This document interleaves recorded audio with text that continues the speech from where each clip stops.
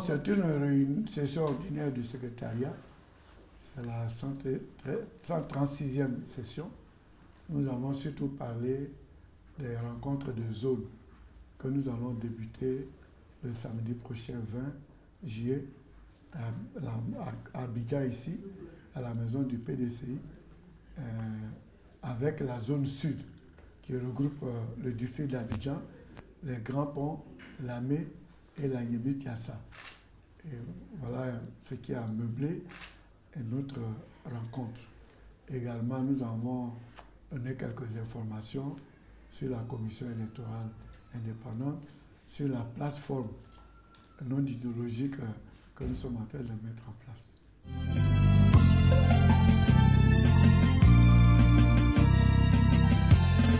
Bon, la plateforme, nous nous sommes retrouvés un certain nombre de partis politiques et le premier sujet qui nous avait retenu, c'était la commission électorale indépendante.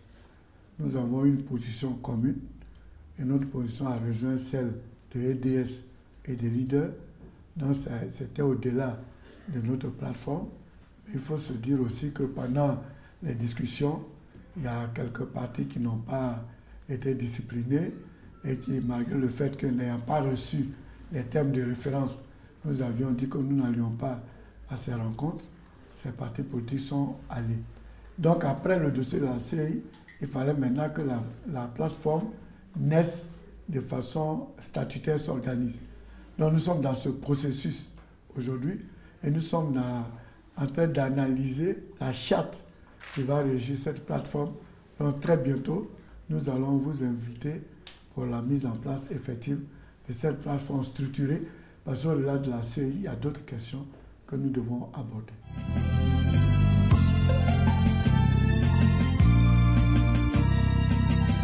Les membres des groupes parlementaires de l'opposition parlementaire, nous sommes 94 députés et il y a 5 non inscrits.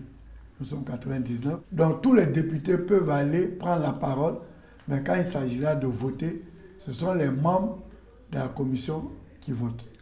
La loi sur la CI, malheureusement, n'est pas loi organique. Parce que dans le cadre de la loi organique, il faut les 2 tiers, il faut plus de 2 tiers pour que la loi soit votée. Mais c'est une loi simple, donc c'est une majorité simple. Sinon, le RHDP ne réunit pas les 2 tiers. Donc nous étant 15 sur 40, les 2 tiers c'est 30, eux ils sont 25, donc ils sont en deçà des 2 tiers. Mais comme c'est une loi simple, et la majorité simple, donc probablement comme ils sont plus nombreux que nous, mais nous allons voter contre. Et nous l'avons dit au cours d'une conférence de presse. Nous allons voter contre. Pourquoi? Parce que on a dit qu'il faut une CI équilibrée dans sa composition. Et souvent les gens disent passer en force par rapport, c'est pas ça le problème. Mais ils disent qu'ils veulent recomposer la CI pour répondre à l'arrêt de la Cour africaine et que ce soit une CI équilibrée. Et dedans, ils mettent quoi?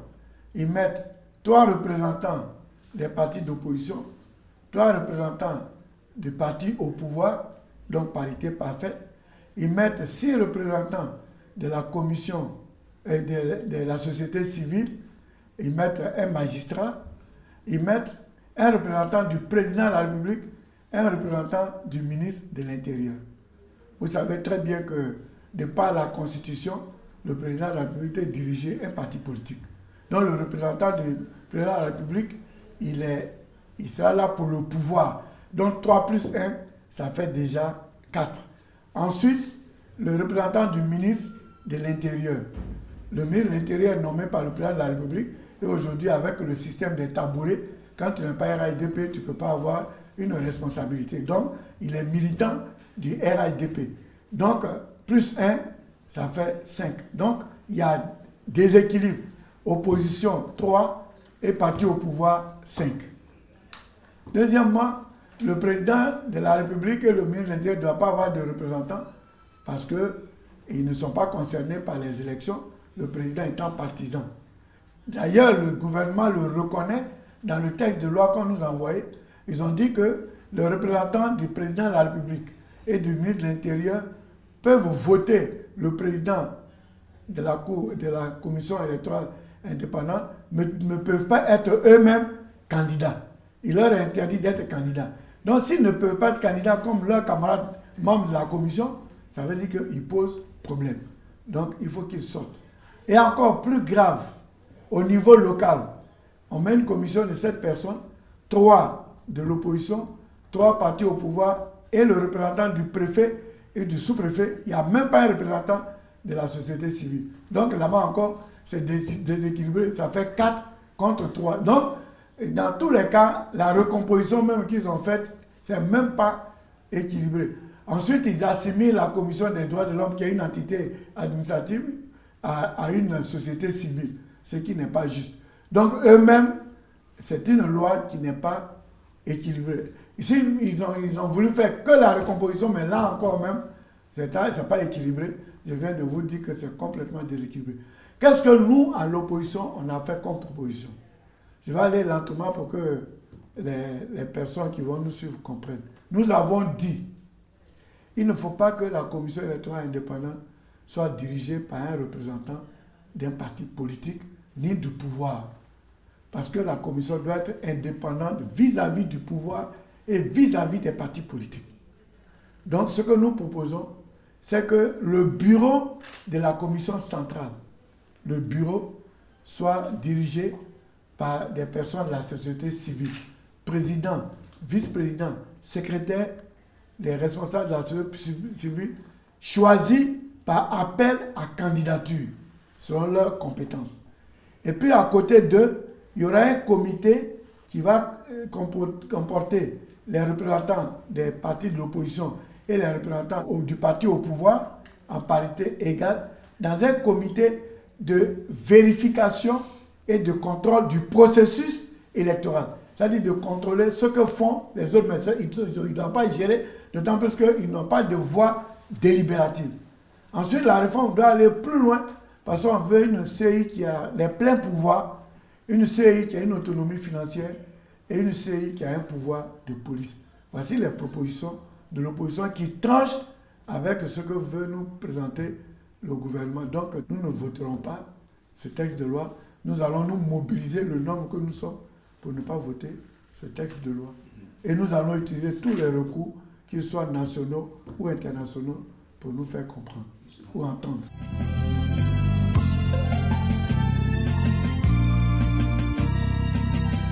En plénière, c'est tous les députés, on rediscute. Et là-bas, nous sommes 99 sur 252. La majorité est simple. Si nous, 99, on vote contre, et que 108 ou 100 personnes votent pour, ce sont les 100 qui passent. Et comme ils sont 152, mais si c'était une loi organique, elle ne passait pas.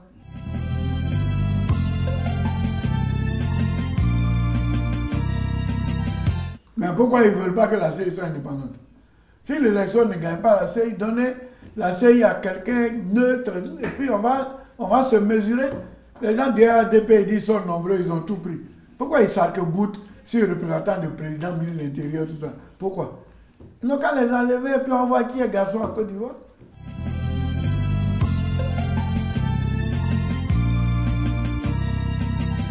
La force que j'exerce actuellement, c'est pour ne pas que le PDCI soit dissous. Donc ça, si on me reproche ça, j'assume.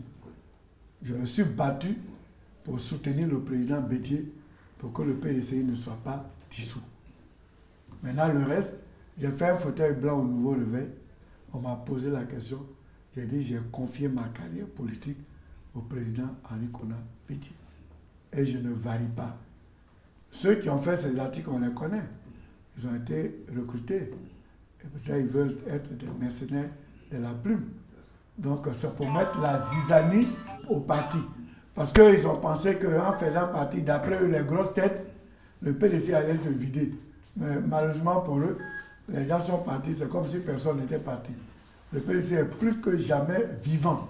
Donc ils veulent mettre les uns et les autres en palabre, décourager les gens, que je demande aux militants de ne même pas écouter ça.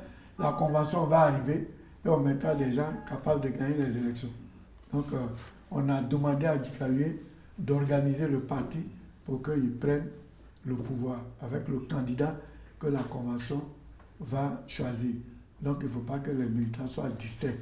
Alors justement, nous allons en tourner pour mettre nos militants, resserrer les rangs, la cohésion, pour qu'on puisse gagner les élections. Parce que le président Bédié dit que ce n'est pas une simple candidature, c'est une obligation de résultat.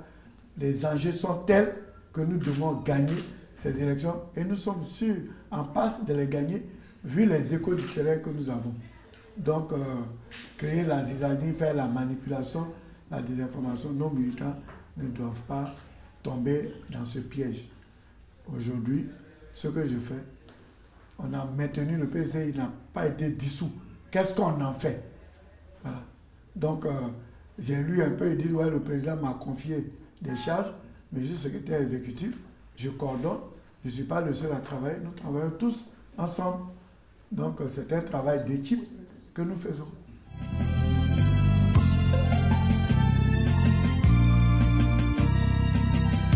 Quand vous parlez, on vous juge. Voici Valentin, c'est ce qu'on appelle un jugement prophylactique. On dit, on l'interdit de parler parce que tu as créé des troubles. Or, c'est un acte délictuel qu'on condamne. C'est la première fois que je vois qu'un acte qui n'est pas encore posé, on le condamne.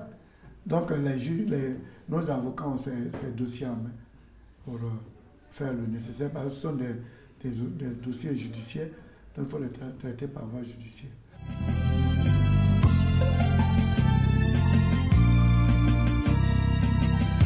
C'est le vice-président Kwame Kra qui était secrétaire exécutif chargé des délégations générales.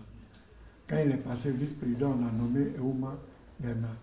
Donc c'est tout à fait normal qu'il aille faire l'état des lieux, faire la passation, s'est retrouvé là-bas avec Kwame Kra. Donc maintenant, il va nous proposer un plan de restructuration parce que j'ai dit, et quand j'ai fait mon rapport au bureau politique, que nous avons fini la restructuration des délégations départementales et communales. Et sous peu, on allait s'attaquer au dossier des délégations générales. Donc, il est en train de faire le travail de base pour qu'on puisse restructurer les délégations générales et nommer les nouveaux délégués généraux.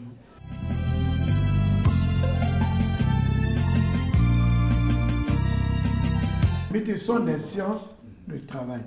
Sont concernés tous les délégués départementaux communaux. D'abord, Abidjan concerne le district d'Abidjan, la région des Grands Ponts, la région de l'Agnemi-Tiassa et la région de la Mé. Voici la zone sud qui vient à Abidjan à la maison du parti. Sont invités les délégués départementaux communaux, les permanents des délégations, les membres du bureau politique de la zone, les membres du comité des sages de la zone, les membres du grand conseil régional de la zone, tous les secrétaires généraux de section de la zone, les présidents des femmes, les présidents des jeunes, les présidents des mouvements de soutien qui opèrent dans la zone et les coordonnateurs régionaux de la coordination des enseignants PDCI-RDA. Voici les personnes qui sont invitées. Ce ne sont pas tous les militants. Donc c'est une réunion qui se fera en salle et on va passer la parole aux gens, soit par département, soit par région, et ensuite il y aura un débat et il y aura une synthèse. Et à la fin, ça va déboucher sur une synthèse de la zone qui va être versée aux commissions techniques nationales qui vont préparer le programme du gouvernement pour la convention prochaine, le programme 2020-2025. Les missions vont commencer. Nous avons la zone sud à Abidjan le 20 juillet. Tout juste après, le 3 août, nous recevons à Daloa la zone Zadi, la zone ouest, et le 4 août à Diokwe, la zone ouest montagneuse. Ensuite, nous avons un temps de latence. Nous reprenons le 24 août à Daoukro. Nous recevons le Grand Centre. Le 25 à Bengourou, c'est l'est d'Aboisseau jusqu'à Teini. Et puis, le samedi 31 août, nous recevons toute la zone du nord à Katiola. Donc voici le programme. Donc nous demandons aux responsables de se mobiliser pour être présents à ces rencontres.